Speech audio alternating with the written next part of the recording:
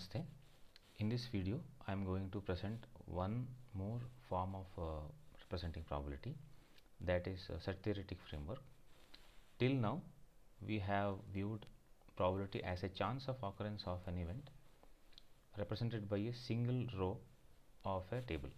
For example, in this table there are 12 possible outcomes.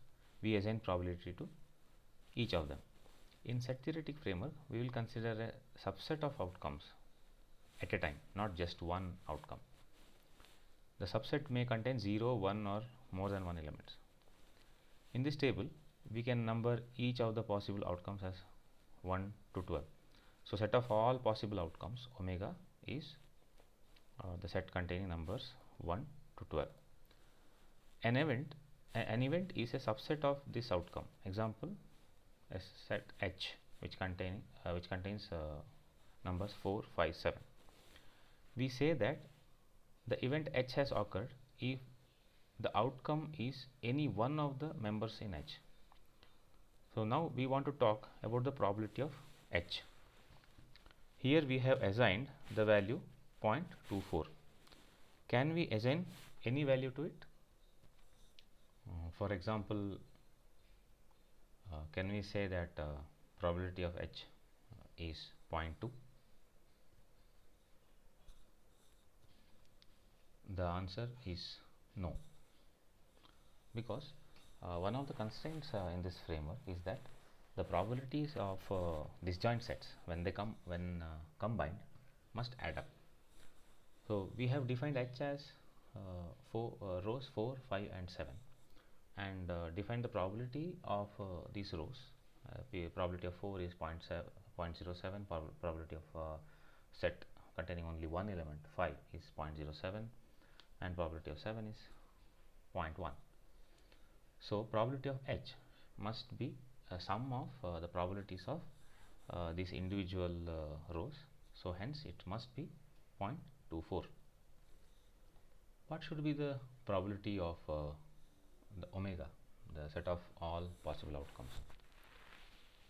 So omega contains all the outcomes, and since it's union of all the outcomes, its probability must be sum of all of them. And as we know that when we add all the probabilities of individual events, it sums up to 1. Hence probability of omega must be 1. Now let's list some of the constraints in a bit formal way. So as mentioned in the title, this is not exhaustive and hence not very rigorous. As mentioned before, omega is the set of all possible outcomes, and F is a set of events. So event is a subset of omega. So hence every element in F is a subset of omega. Probability is a function which maps an element in F to a value between 0 and 1. Mathematically, for any element H in F, the probability P of H is greater than or equal to 0 or less than or equal to 1. Okay. So one of the most important conditions here is that if there are any two disjoint sets in F, means there is no common outcome between the sets A and B, okay, then the probability of their union must be the sum of their individual probabilities. Okay. So a consequence of this is that we will have probability of omega as 1 and probability of an empty set is 0. There are few more constraints which I am not listing here because it's beyond the scope of my presentation. So P is called probability distribution function. So let's focus on one basic structural difference in the way probabilities are defined in tabular form and in the set theoretic form. This difference is that the probability is defined on H, okay, which is a subset of all outcomes omega. That's the main difference. Otherwise we have seen only one in tabular form we have seen only one individual elements inside this function p. Both these representations are structurally related, as we saw that while computing p of h we can add the individual probabilities. So when all possible outcomes are finite, as we saw now, so we have only finite set of outcomes. There are only 12 outcomes in the example we considered as of now. We can say that both tabular and set theoretic representations are equal. But we will see that set theoretic definition is more general and convenient to define basic operations related to certain computational computations in probability theory. Okay, so it's important to put all the definitions in set theoretic primer if you want to study them rigorously. Here I give a very simple example to familiarize. So let us consider tossing a coin, experiment of tossing a coin. The outcomes, there are two possible outcomes. Hence, in a tabular form given in this small table here, there are only two rows. So one corresponding to the head. If its probability is A, then the other corresponding to T should be 1 minus A, because the two must add up to 1. In set theoretic form, omega will contain head and tail because it has to contain all the possible outcomes. The F, set of events, can contain all the subsets of omega. Okay, so that is empty set, just head, only tail, or head and tail. Let's assign probabilities to each of them. Okay, the empty set is assigned value 0 as a constraint.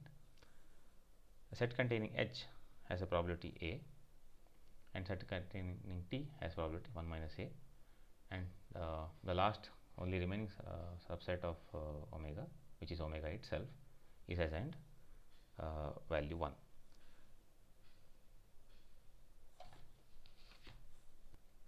Here we can see that we have just extended the whatever values we had in the table to the set theoretic form. Similarly, we can extend the probabilities assigned in this table also to set theoretic form. So here we have already given one example. The probability of H is summation of the probability of its elements. Similarly, any subset of omega, we can compute the probability of it by summing up the probabilities of its individual elements. So it's very simple when number of possible outcomes are finite. To summarize, when the possible outcomes are finite, we can define positive probability values for individual elements of omega in such a way that they sum up to 1. Then for any subset of omega, we can add the individual probabilities. That's what we did for simple case of coin tossing. For each individual outcome, head and tail, we assigned a probability and extended it to other subsets of omega. For the tabular example we saw in the beginning, we did the same thing, assigned probability for each individual row and then summed up the values for any selected subset of rows. To get more comfortable, let us try to look at another example. But before that, just pause the video and try to use this formula, this expression, and try to construct probabilities for of different subsets that we saw in the table. In the next example, I will show that it is possible to build a probability distribution without assigning probabilities to each individual outcome. I will give an example in it will be example of throwing a dice. This example may appear very trivial now, but will be useful when we have infinite possible outcomes. It will be impossible to list each outcome when the possibilities are infinite. So we will familiarize it through a very trivial example. So consider an example of throwing a dice. The set of all outcomes is omega, which is 1, 2, 3, 4, 5, 6. We know that empty set has 0 probability and omega has probability 1. That's already assigned here. Okay, let's assign probability to two of the subsets of omega. Okay, just an arbitrary choice. Okay, so the probability of set 1 2 is 0.1 and probability of set containing 3 outcomes 3 and 4 is 0.5. Just pause the video and see whether you can fill the probability for rest of the subsets, the values a, b, c, d.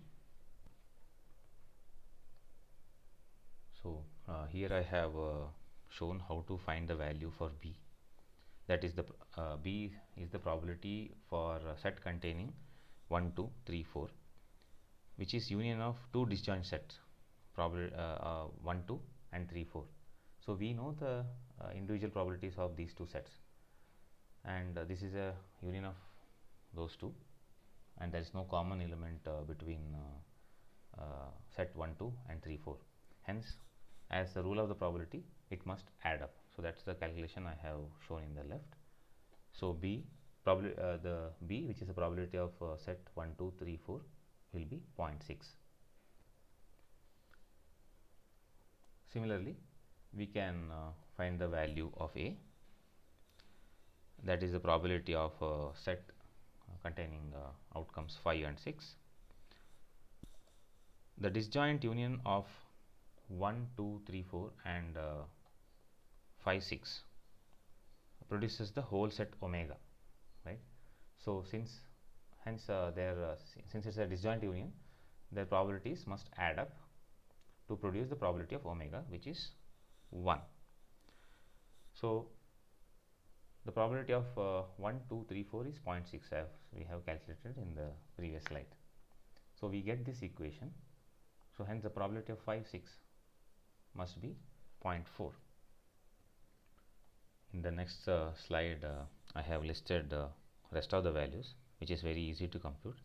With this example, we understood that it is not necessary to specify probability to individual elements of omega, like we did in the beginning while learning tabular form. In the last few slides of this presentation, I will try to illustrate that set theoretic framework is more general. In fact, the tabular form or the formula of representing joint distributions can be represented through a set theoretic framework. So, for example, here we can consider that all rows together form the omega, the set of all possible outcomes. The set of events consists of all the subsets of omega. This includes individual elements and also the individual elements that are the rows. An event where b is equal to 0 actually corresponds to a subset which includes these 4 rows. So in these 4 rows we see that b is 0. Okay. So similarly, we can define another event where a is 0. So that will consist of those rows where the value of a is false or 0. Okay. Now, if we take the intersection of these two sets, then it will be like an event where p of a is equal to 0 and p of b is equal to 0. So with this set theoretic interpretation, we can consider each row as probability of intersection of sets corresponding to a particular values of a, b and c respectively. For example, 6th row here corresponds to the intersection of sets corresponding to events a is equal to 0, b is equal to 2 and c is equal to 1. Hence, all the probability values in the tabular form can be interpreted as probability of a set which is a subset of omega. Okay, same goes with the equation, like in the formula framework, we have shown that the probability is represented as probability of A is equal to 0, B is equal to 2, and C is equal to 1.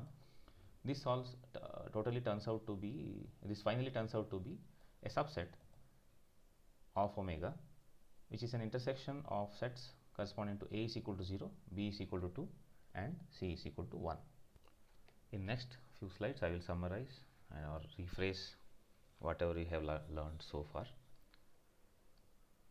So with set theory, we can consider any subset of omega, okay, and compute its probability.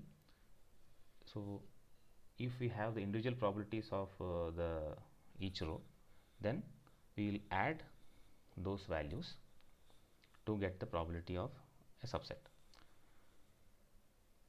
Main constraint for such a tabular form is that individual rows should have positive probability, as we can see here, and their sum should add up to 1. Same constraint holds for formula based representation also.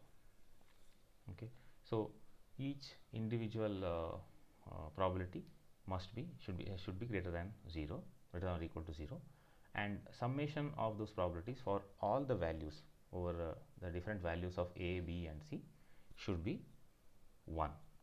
So as an exercise, please verify it for the formula we have built up.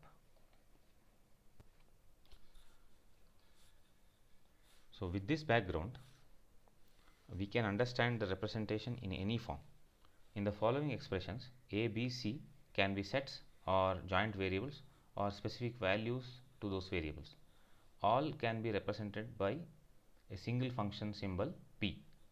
Every expression inside the bracket next to P finally boils down to a set H, which is a subset of omega, the set of all possible outcomes.